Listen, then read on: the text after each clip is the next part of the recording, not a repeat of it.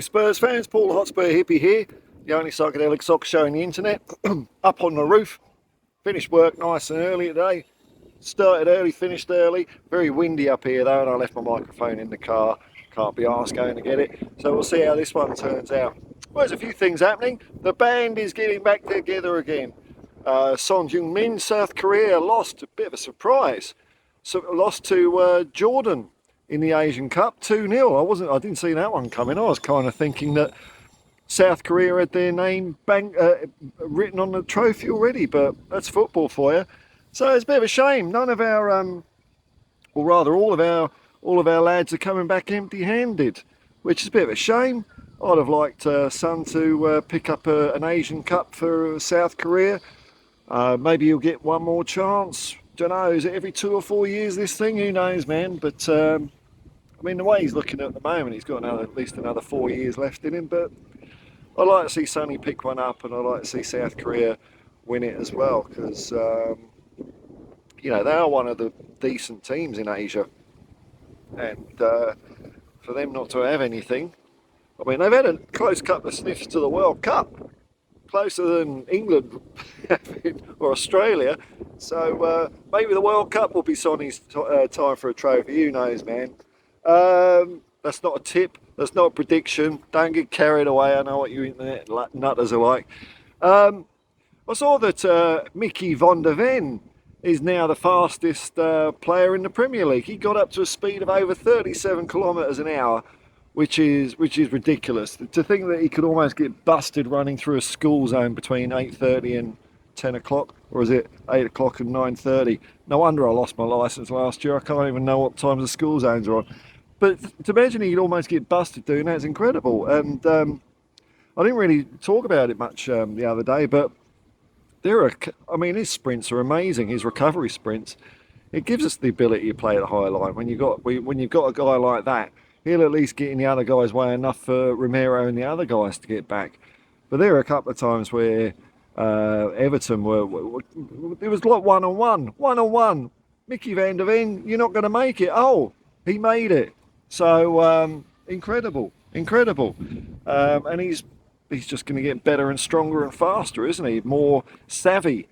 But you know, it's one thing to have that speed, but to marry it up with his sense of how to win the ball back and hassle the opposition. He's quite some footballer, is Van der Ven. So well done, Mickey.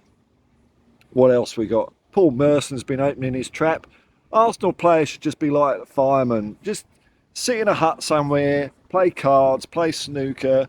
We'll call you, all right? We'll call you. Until that, you just stay over there. Stay over there. We won't be around here. You might be able to hear in the background. I live quite near a school. There's no Arsenal fans in the vicinity. I think there's a bylaw limiting that sort of thing. But Paul Merson, what was he on about?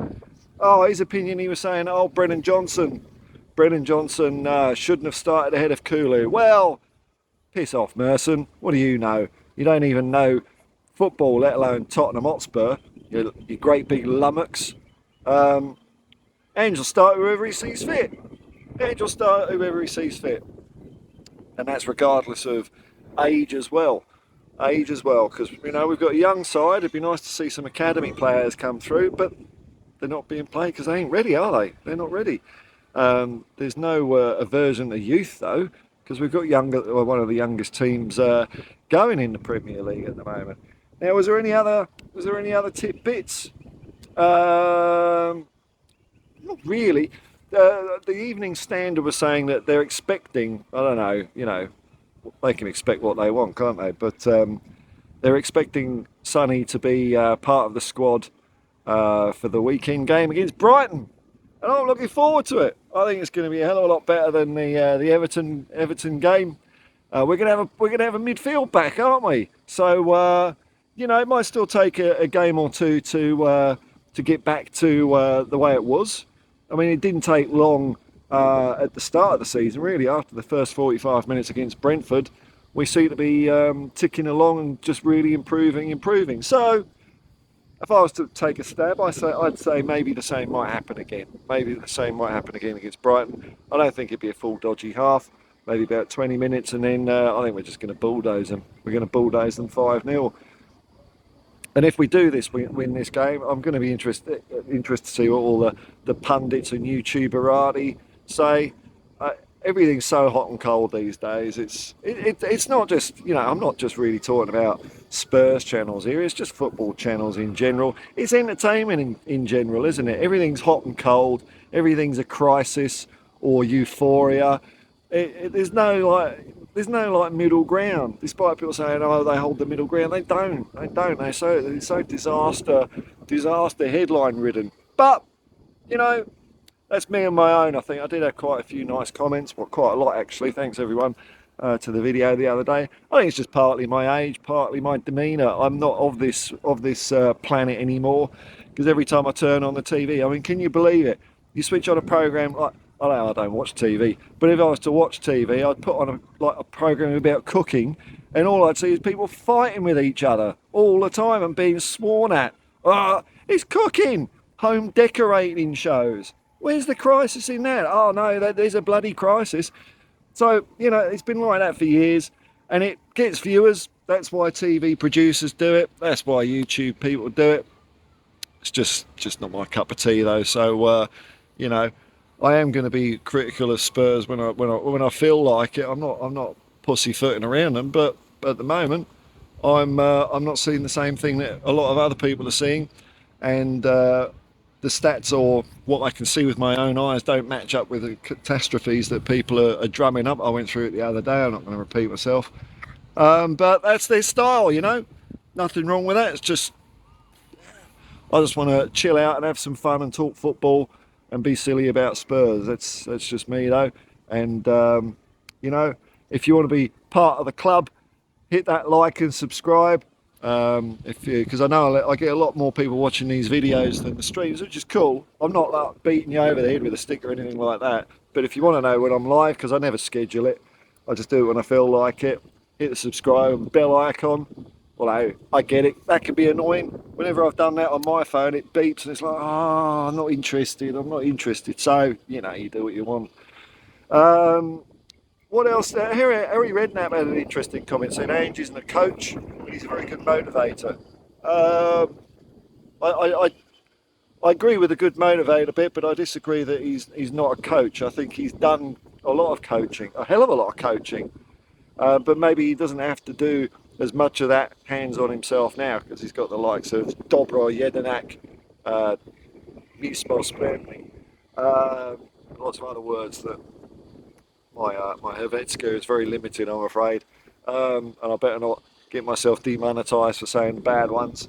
But Ange doesn't have to do it. Ange doesn't have to do it. I'm sure he's in there sorting out problems when they arise, and I know he's watching what's going on in the games. He's very absorbed. He's not incredibly passionate, running up and down like a pork chop. He's studying the game. He's being in the moment in the game, figuring out what message he can give to his players. Because I think the way it is with Ange and his football, people talk about this Ange ball all the time, and I disagree with a lot of what people are saying about it. For a start, they try and draw nice fancy diagrams and explain it, but I don't think that's quite the way it works. A few months ago I did a video about this, and I was talking, I think there's lots of similarities between football, sport, and music and art. I think they're related. And I think what Ange is really doing at the moment is he wants a certain kind of music, certain style, certain tempo, but not the same music every time. So you're talking about improvising. So what you've got to do is you've got to get the players up to the stage where they understand, the tonality or whatever, the feeling that's required, and then they can improvise. So really, when people are talking about Ange ball or a system of play, I think what it really is it's a way of getting players up to speed to be able to improvise and play a more total fluid style of football. And we're all learning at the moment. Tottenham's still learning. And it's like Ange has just given them a load of instruments, and he's saying, well, these are notes you've got to play right now. And then before long, maybe it's a season or whatever, they'll be more in tune with it, and they won't have to think about it, and they'll be able to just go nuts. So, that's the way I see the coaching at the moment.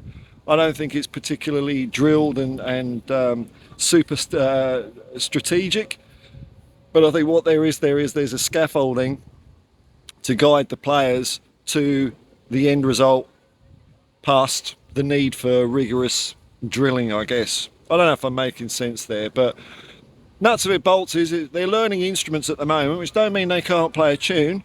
We've seen them play pretty good tunes this year already, but just you wait till it's in their minds and in their hearts, then we're going to see some special stuff. But that super special bit, takes a little bit of time. It doesn't matter who you are, and I think we've done really well to show flashes of it, especially in the first 10 games of the season. And I'm pretty sure that we're going to start seeing that happening again now. So I reckon the last part of the season is going to be super exciting. It's getting super windy here as well, so I might leave it a bit there. But thanks for watching.